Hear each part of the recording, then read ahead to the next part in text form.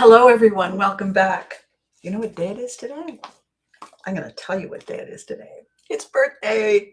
Yay. I'm just looking for, of course I am. I'm talking to you and I'm looking away. What is wrong with me? What's wrong with this one? There it is. There it is. Hang on. Sorry. We're going to talk about this today and how clever it is. In the meantime, thank you for joining me today. Welcome back. Okay, click. Now then, I just had a sip of coffee while I was waiting for this to come up, but I think it deserves another one. So today is a very important day for a lot of reasons. And it's not just all about me. Although, you know us Vikings, right? What the hell? Okay, stop doing that, Eddie. All right, Eddie, Mr. Eddie, good morning and happy birthday. Well, thank you. Thank you, Eddie. That's wonderful. So here we are.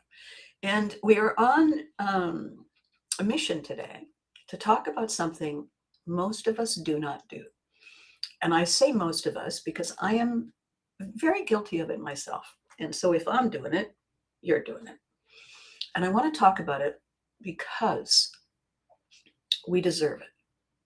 It's as simple as that. We deserve it.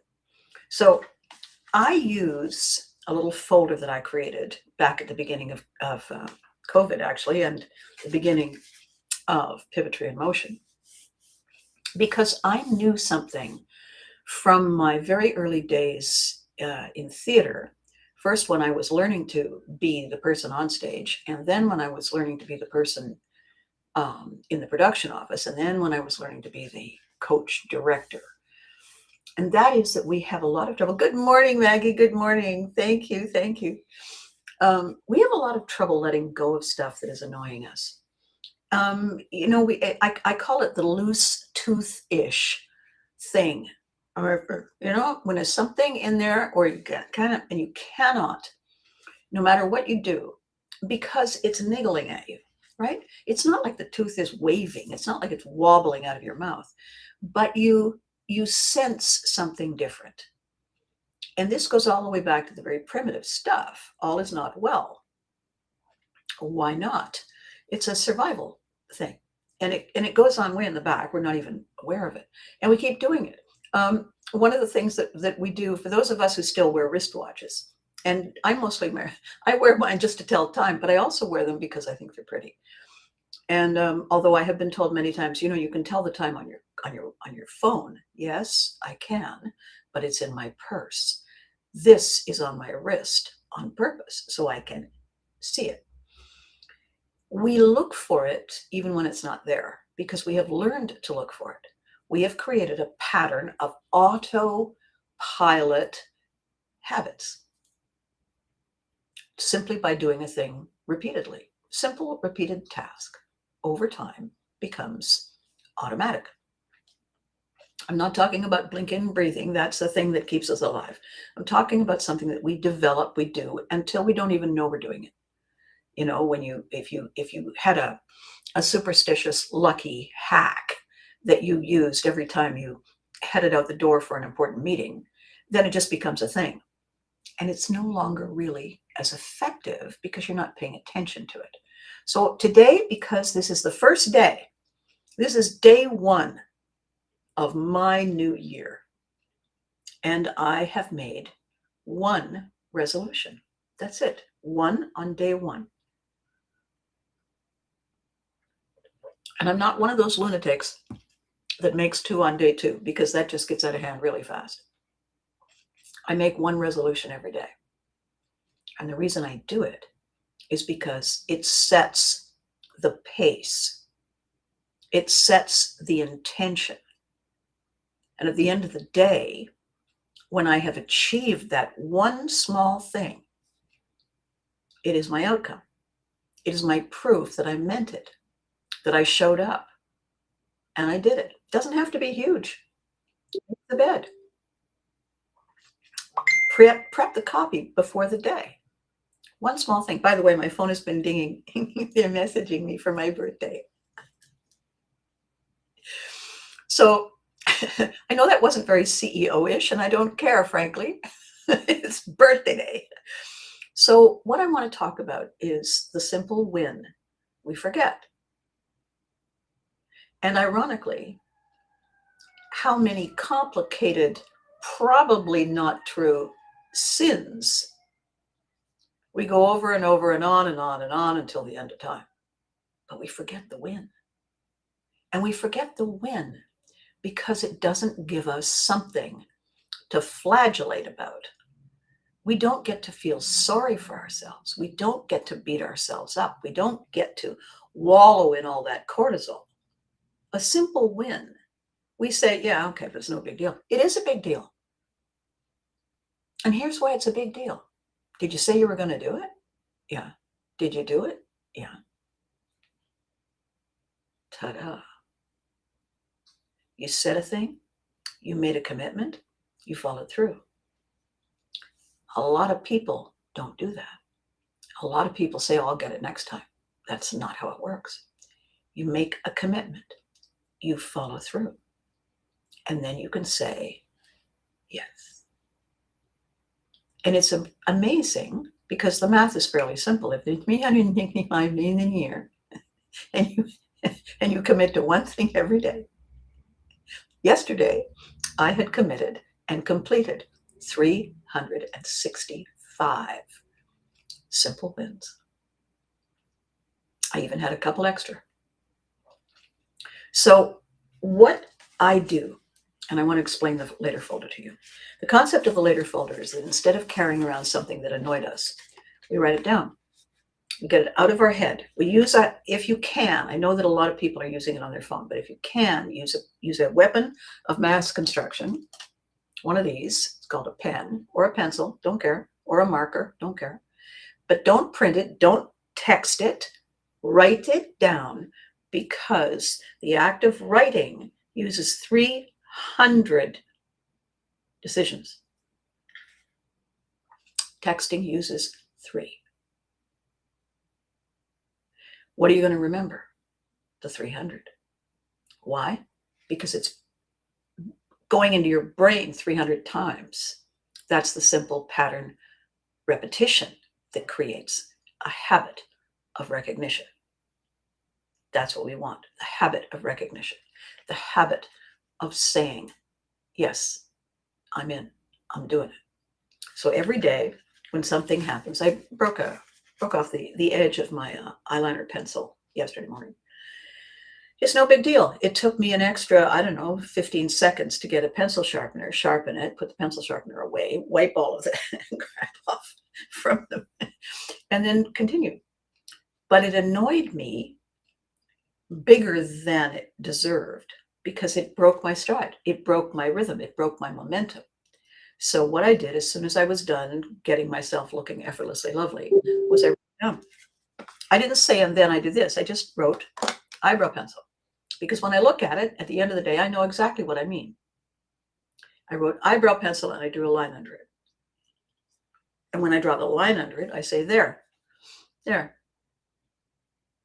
And then I pick up this little book. It's the same size as my phone because that's how I made it. And I carry it with me. And if I didn't do this or I did do that in a way that didn't please me, I write it down all through the day. Not while I'm driving, but when I get out of the car or when I park the car. If there was road rage, I write it down. Road rage, corner of walk and wait. Draw a line under it. The line under it says, moving on. Conscious brain panics and is frantic when you try to leave things that it's not finished with. That's why it's called the later folder. Later, I pat it. Breaking eyebrow pencil, me at work, dropping it. Yeah, exactly the same, Eddie. And you write it down. You say, oops, damn it. And you write it down. And then you take a breath. Okay, carry on. Because it's in there. We're not going to forget it. It's in there. But we're not going to deal with it now because that steals time and focus from the thing we're doing now. We're going to deal with this when? Later. So, at the end of the day, when we're getting ready for bed and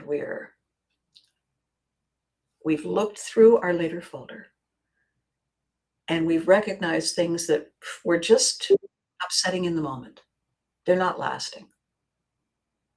We're good. When we see something that still irks us a little bit, that needs some work. And all we do is circle it and we give it a little pat because we're not going to forget. It's in the later folder. And at the bottom of the page, when you draw a line below that, we say, my simple win tomorrow is. My simple win tomorrow is. And underneath, we write the one thing. The one thing. Make the bed.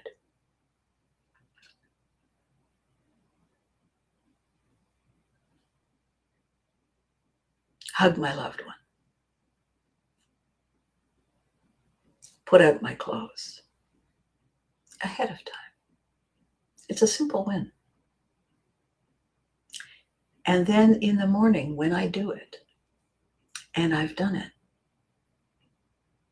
I've won. These are small things. Oh, Abby, that's not a big deal. It is a big deal. It is a big deal to make a promise to ourselves, and it is a big deal to carry on, follow through, and deliver on what we said we would do. And that creates a pattern. And the pattern is forward momentum and belief in ourselves. And of all the gifts that we can ask for and receive, that is the biggest gift of all. It costs nothing financially. It commits us to us. Ping, ping, ping, ping. And the reason that's important is that when we look around, there's a lot of people who aren't committing to much. There's a lot of people who are spending a lot of time disconnecting, discommitting, if that's a word, because they're already overwhelmed. Maggie and I were talking in our last planning session. She's going to a big event, and it's a big deal. And I was giving her the hack I use to prep for a live event. What I do is I make a list of all the things I might need for this eventuality, that eventuality, something else, something else. I make a list and I get them all ready, all of them organized, put in containers where I can find them easily. Because last year there was something I thought I would find easily and we lost it until the very end of the day. Here it is. And everybody looked at the person who found it. What? I'm the one who found it.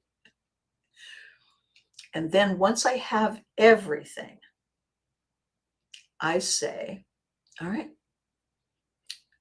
let's see what comes.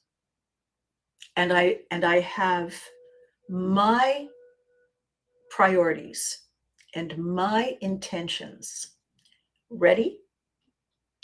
I am then not assuming anything of anyone who wasn't in the room with me in the planning. The audience never attends the rehearsal. The audience is the biggest number of people in the room. How many chances are there that the audience won't know what to do? Is it up to us then to tap dance our way through? Yes. Do we have all the tools? Oh, why, yes, we do. And did we practice? Yes, we did. All righty then. And that allows us to go through every day and every experience and say, I meant to do that. And they love it in New York. When I began these videos, 454 episodes ago, I said I had two goals. One was to say hi again to everyone who used to watch me on whatever platform they found me on. And the other was to give everyone permission to believe in me now. They believed in me as mom. They believed in me as Care Bears. I want them to believe in me now. With mom still present and accounted for. With the Care Bears, my God, I just did a Care Bear voice for somebody the other day. Because if you love a character, they never go away. What I wanted was for people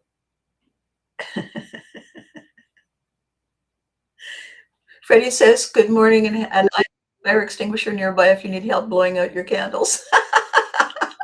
Freddie, are you implying there would be a lot of candles or just one big one? And what is this? Chris, good morning. Happy birthday to the, my goodness gracious, you have no idea how much I needed to hear your message today. I spent entirely too much time ruminating on what I didn't do instead of taking even the smallest measure of joy or relief in what I've done. Chris, huge virtual mom Abby hug. Congratulations. Congratulations. My business partner has those struggles. My business partner dances all day, all night with ADHD.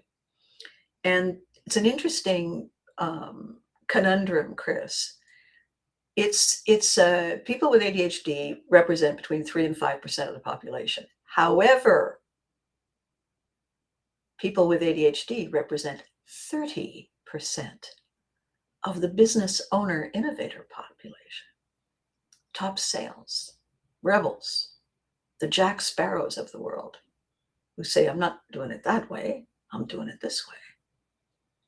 And so for those of us who get distracted, who feel there should be something more, that is us responding to someone who spoke to us about that way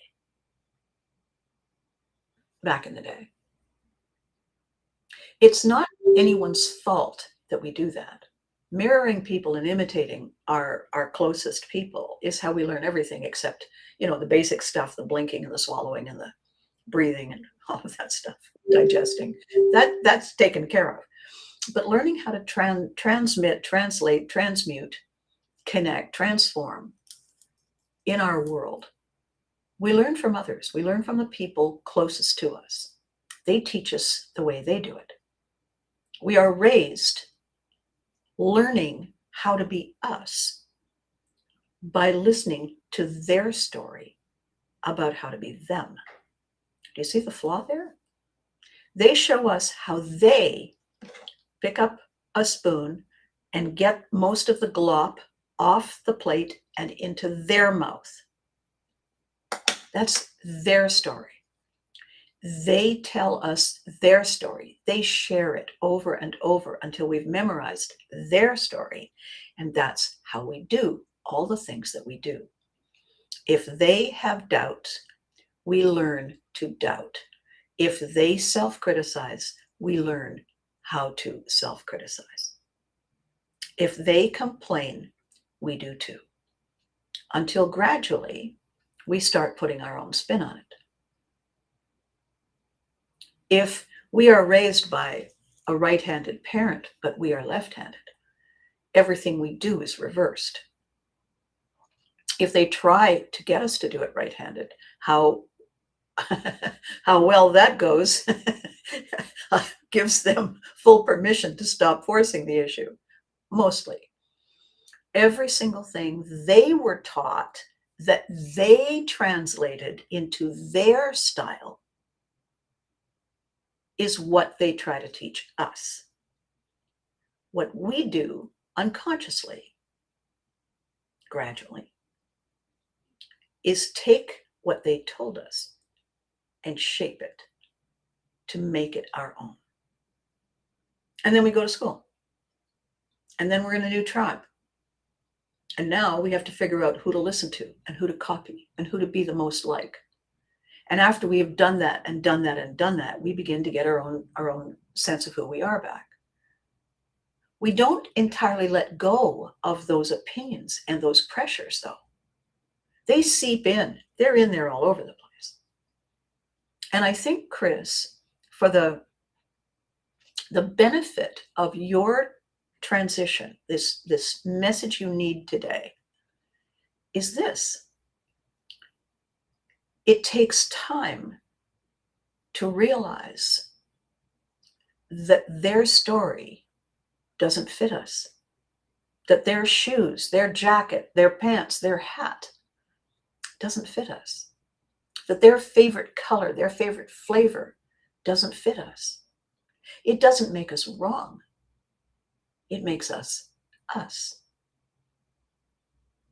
And when we are singularly blessed by people who say, you're just like your uncle, your aunt, the corner post, the dog in the yard next door, they are limiting our possibilities. They are telling us we don't have choices. This is your blueprint. Live with it. Adapt to it. They don't mean to hold us down. They don't mean to hold us back. What they are doing, well, look who it is. Good morning, Billy. Good morning. What they taught us is what they knew. And by the way, they knew it then. When they first taught us, they knew it then. Now that we are grown, now that we are us, that story, that one we were told then, it's stale dated. You take it out of the cupboard, you look at it and you think, ooh, toss. There was a television series many years ago that I just absolutely adored called Dinosaurs.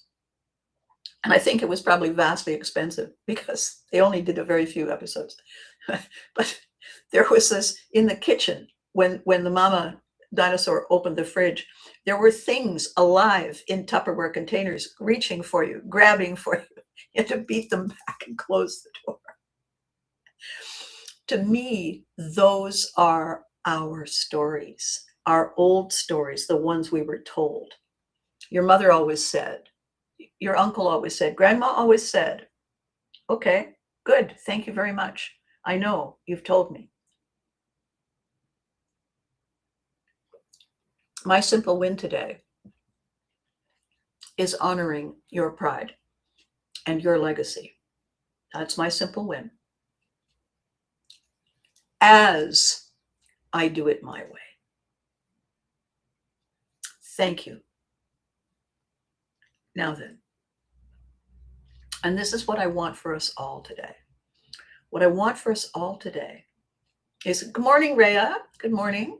What I want for us all today on my day is to think of one thing that makes you smile. One thing. Fresh towel, climbing into bed, turning off the light, first beverage in the morning, slippers. You did the 17,000 day diet and the pants fit. Some small thing, although that small 17,000 day diet, that's not a small thing. Some small thing. Remembering the last time you put cream in your coffee and realized that the cream had joined the other side and today it didn't, that's a small win. Look, the cream is good. All right then. These are the small things, but they accumulate. They accumulate because they set a platform of positivity, of ownership, of I'm walking here. And what they prevent is this thing, this habit we pick up without realizing, of complaining, of feeling somehow someone got more and we got less than. Of course someone got more. Of course someone gets less than. Ebb and flow. Ebb and flow. Here's the thing we don't think about. And we can, the minute we think about it, congratulate ourselves for remembering.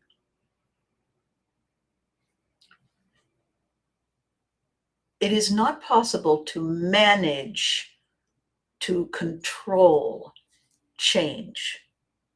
Change is the process of life. Everything changes. We can leverage change. We can anticipate change. We can progress and mark our progress as the seasons change. But anyone who says change management missed school that week. No one manages change. And when we think we should be able to and don't, and we beat ourselves up and we guilt ourselves down and we shame and blame, I want to give us a reminder today. We don't blame the waves, the ripples in the pond when a fish slaps or an otter slaps or a beaver slaps and it creates the wave. We don't blame those ripples when the high point dips and it's low. We don't say, why didn't you stay up? We don't assume it should do that. We don't assume that the sun should stay in one spot from our point of view. We don't assume that the moon should always be revealed to us exactly the same way. We don't expect spring to stay. We'd like it to come a little more consistently. She said, looking out the window. We don't tell winter to hurry up or run along. We don't resist the fact that it's summer. We know it's coming. We know that the flowers are going to bloom. We know that the trees will get taller. We know that the grass will grow, and that as soon as we put the lawnmower away, the dandelion heads will pop back out and say, ha ha. We know these things. Do we stand there on the lawn and shame and blame them for changing? Do we tell them we're going to stop them from doing that? Do we tell the sun it's not allowed to come up or we to go down? Do we instruct the wind which way to blow or not at all? Do we organize the clouds? No, we don't. And do we walk around blaming ourselves for being unable to do that? No, we don't. I wonder why we don't. You don't suppose it could be that nobody told us that we should take it personally? The way we, you love the dinosaurs, right? It's me, the baby. Oh my God, not the mama, not the mama. The mistake is not ours.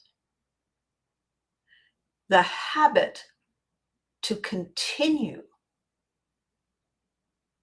the choice to continue is ours. The choice to say, today,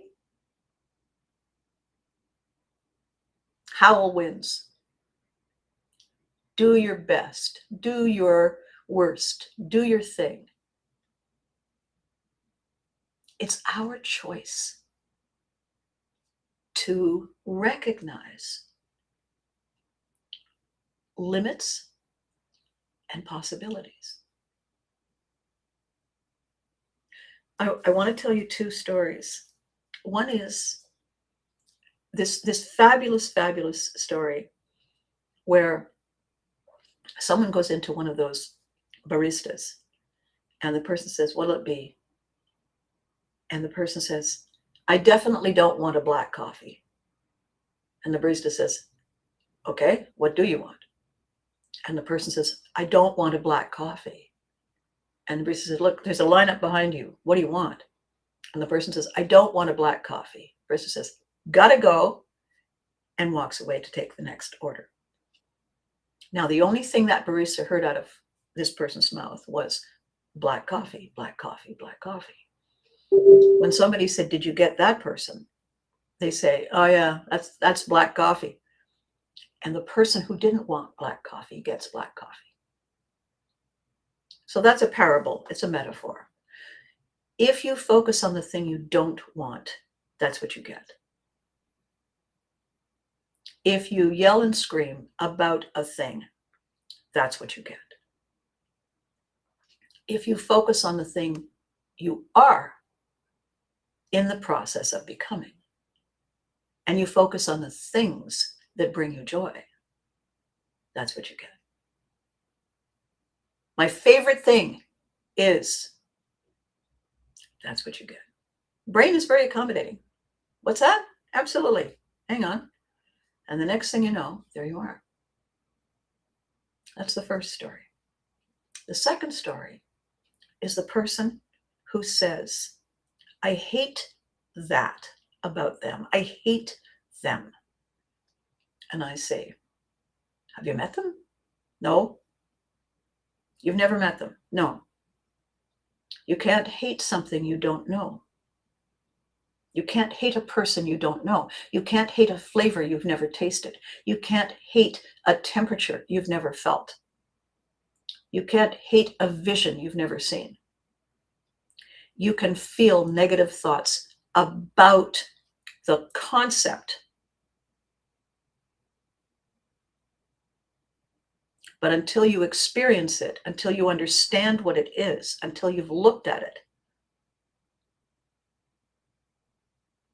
what you are doing is coming to a conclusion. It is a belief based on an idea of something bigger that it represents.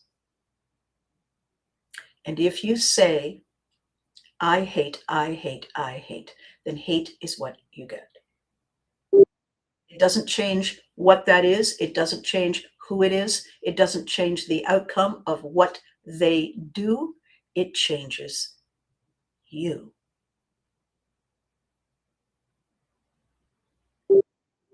And I'm going to tell you a third story. And the third story is this. Very, very wise woman once said something in a live event to an audience. And it struck me so forcefully that I didn't actually hear the next several things she said. My complete attention went, ooh. And every time I think of it, every time I share it, it happens again. And I'm going to tell you, this is my gift to you on my day. You see how important it is, how big it is? I'm not weepy because I'm sad. I'm weepy because it is awe-inspiring. It is recognition of the biggest thing ever. You ready? Somebody said, I believe this, and I stand by it, and I live my life by it. And this brilliantly wise woman said,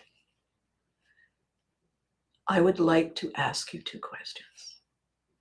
And the person said, you can say whatever you like. I've made up my mind. And this wise woman said, I understand. Here are the questions. Is this story true? Or Ready? Does this story need to be true to keep you stuck?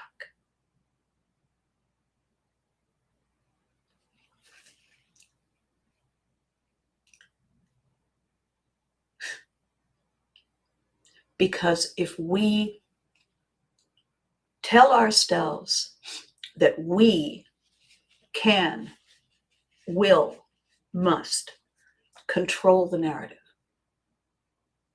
that the forces of nature, that the universe ain't got nothing on us,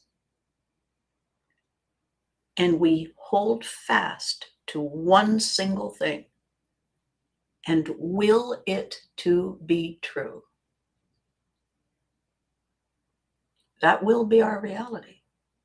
And that is where we will stay. Unless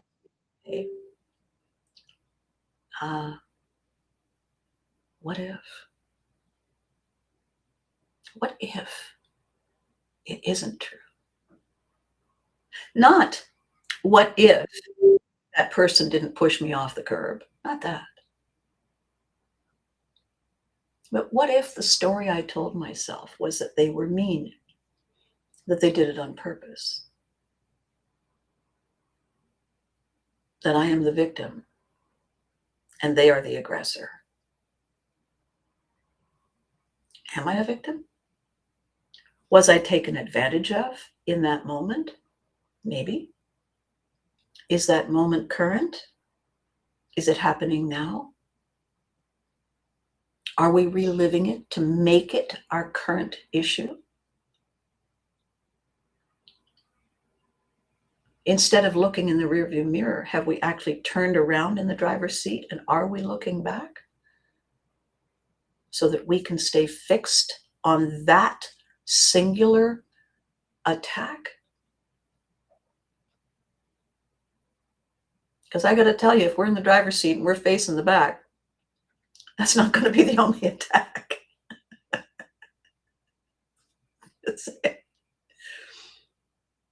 Does the story need to be true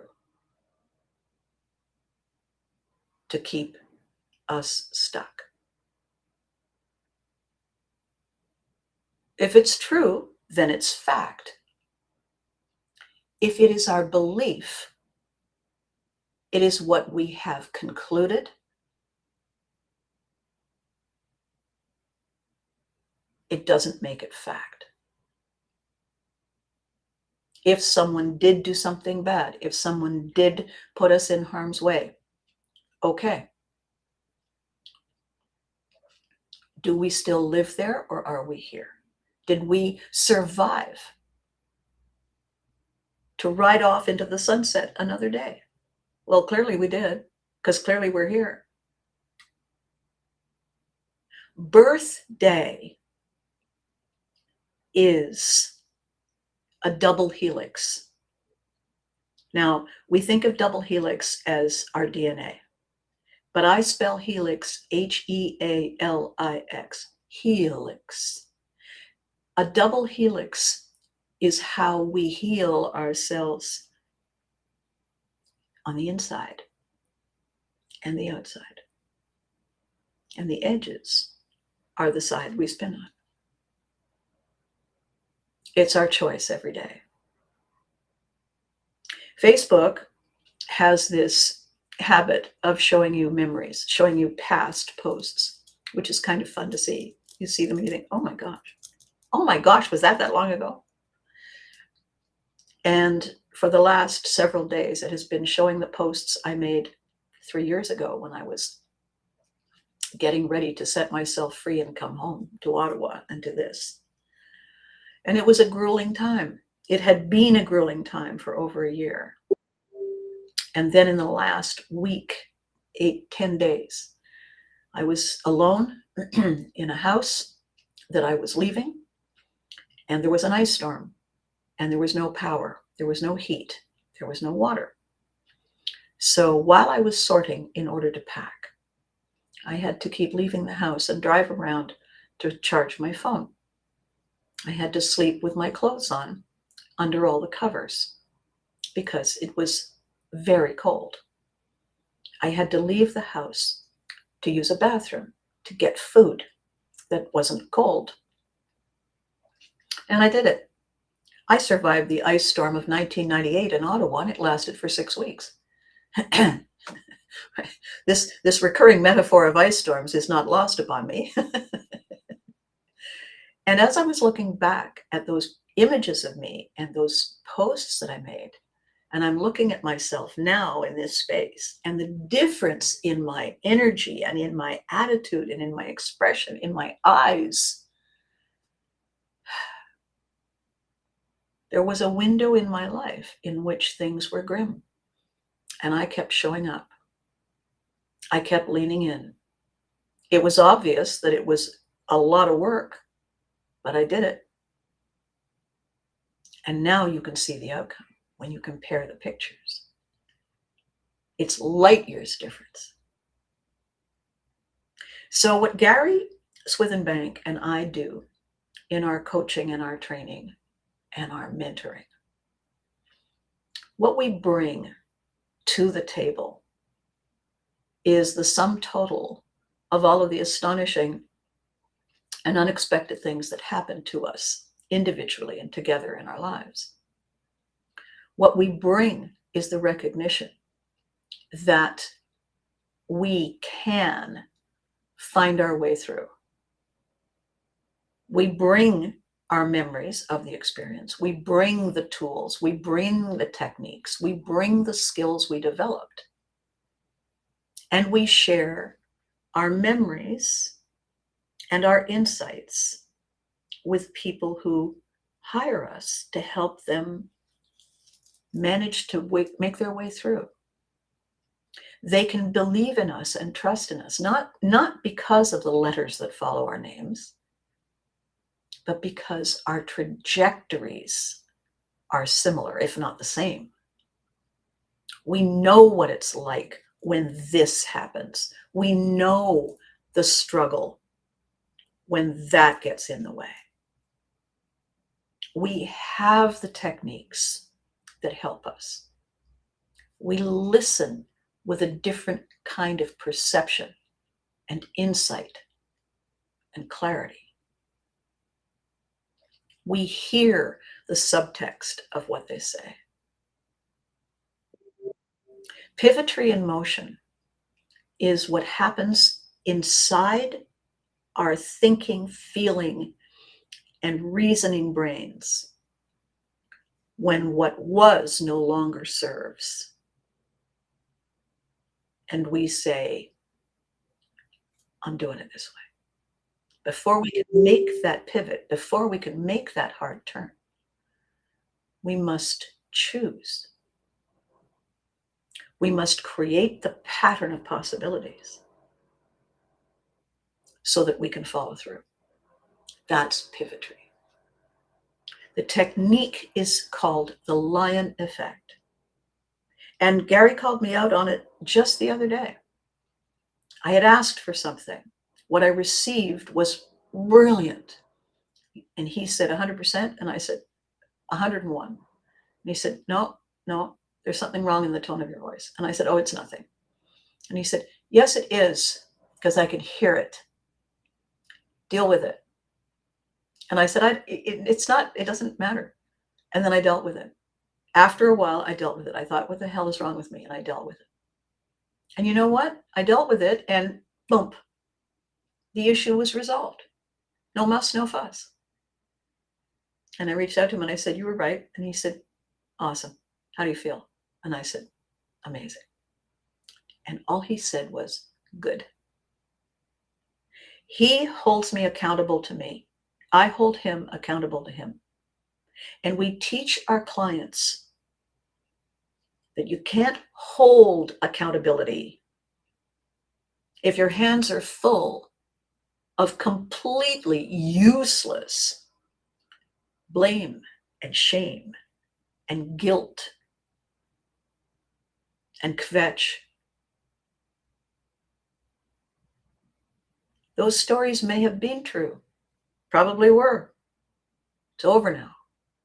We've moved on.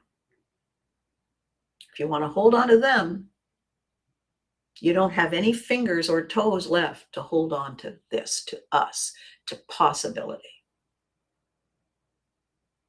And I'm coming around, and I'm coming around to say the thing I meant to say. Every day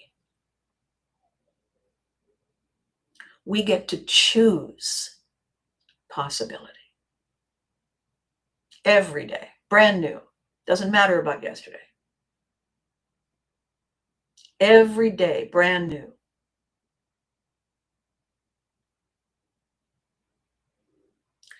We get to describe possibility so it isn't vague, it's clear.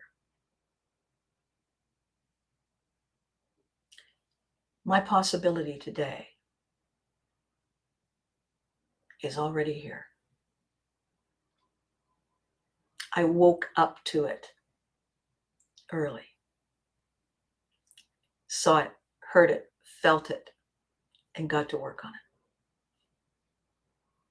A small course correction that's going to make a big difference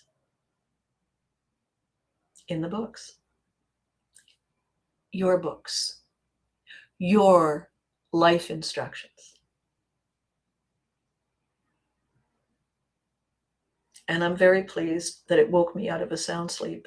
I woke up and I looked at the clock and I thought, it's birthday. And then the idea was waiting, tap, tap.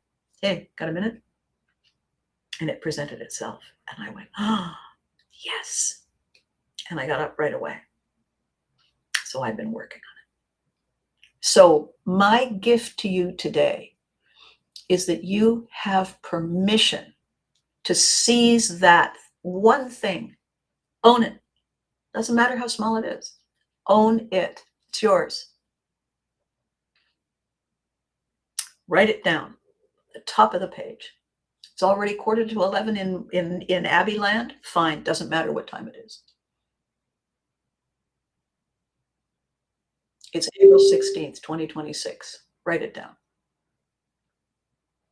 Smile at it and give it a pat tonight when you go to bed. And think of a new one tomorrow. And start fresh every day. This is the gift. One thing that makes us look at the end of the day and say, yeah, doesn't matter what it is. It matters that it is. So stories, yes. Techniques, yes. Tools, yes. Simple wins, yes. Viking strategies, yes. We're going to have a new set of videos next week. We're going to have new plans. We're going to have new ideas. We're going to have new things to announce. Very exciting, very amazing, very special. And I can't wait. So until then, be good to you. You deserve it. You deserve it. You have permission to stop litigating all those stories that are old now. You have permission to pick up your weapon of mass construction and rewrite the story. Is it your story? Then you get to hold the pen. You get to rewrite it. Nobody else. It's your story. It's not your story. Fine. Carry on. If it's your story, fix it. Claim your inner lion. And remember to hug your loved ones. Because boy, do they deserve it. All right. And if you're in the rainy areas like I am, don't let your feet get wet. All right. I will catch you next time. Thank you so much for watching and telling your friends.